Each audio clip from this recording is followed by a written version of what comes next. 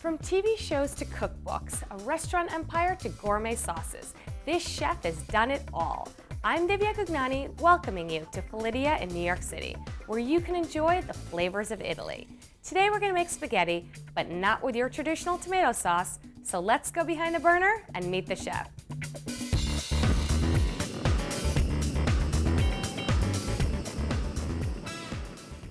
So I'm here with public television host of Lidia's Italy, Lidia Bastianich. Lidia, you have a new book out. What is it about? It's Lidia Cooks from the Heart of Italy, and it is about Italian food, of course. But it's about, Italy has 20 regions. So this book is about 10 of those regions. So the recipes are quite interesting. And the recipe that we're making today, it's a tomato sauce with apples for spaghetti. I know, which is so interesting. I see the tomatoes, I see the apples. I'm like, we're eating these together? Okay, so let's get started. What you need, of course, is a pot of boiling water, salt that we'll put the spaghetti. So you always salt your pasta water?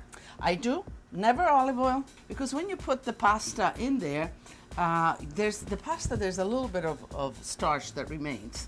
And if you put oil, the oil coats the pasta and the sauce slides off. And you just use a white onion? Yeah, cut it in, dice it up in little pieces like this, and the celery the same. So what this will do is that it will remain, it will add texture to the sauce itself. We let that simmer. We're using here San Marzano whole peeled tomatoes. Now, why they're good is because they're thin-skinned, they have a lot of pulp, they have very few seeds. So the seeds is what makes the sauce bitter.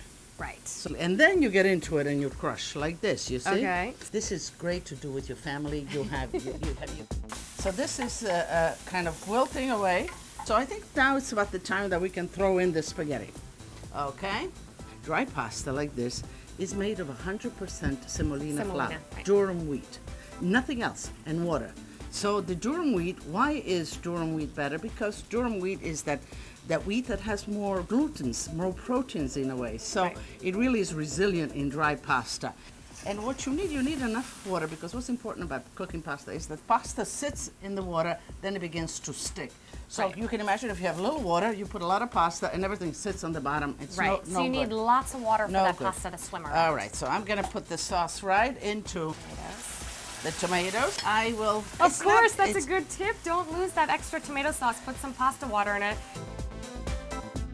We're gonna put you to work. The apple. That's the protagonist of today's dish. I like the skin as well, and you just give me good gratings here. Now you could also dice it up, Right. But this is a lot easier. Yeah. Okay. So the apple goes right in. Half the pasta is al dente. You can see how the pasta has that texture. It does. You can just tell by looking at it. Now let's see. I'm looking at this and I says, okay, maybe the pasta needs a little more cooking. It's a little too kind of. So I go back to the pasta water, and this is kind of, you don't have to fret. Oh, do I put more butter? Do I put stock? Just plain pasta water. Always save a little bit. It does the job. That's you can drizzle a little bit of olive oil for me on top of the pasta right here. And I think it gives a beautiful shine to the dish. Now I'm going to just close the fire. Some oil a little bit. And apparently I was not generous enough with the oil. She was a little dingly, I was a little stingy with the oil.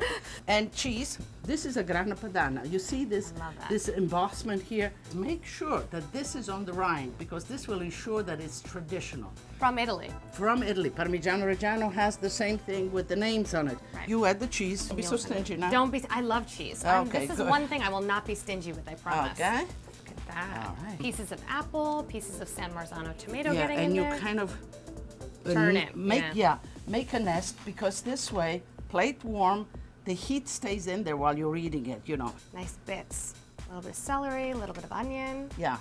But Lidia, I am ready to eat. So am I. Let's do it. So Lidia, this is my favorite part. We get to eat. Absolutely. I gotta tell you, this tastes out of the world. You get a little bit of that nuttiness from the pasta. You're getting the apple, which is a little bit tart and sweet and crunchy, and the tomatoes pretty sweet. The texture, I guess it's between the tomatoes and the apple, the interaction. There's a double dose of acidity, but there's the sweetness, then also the apples.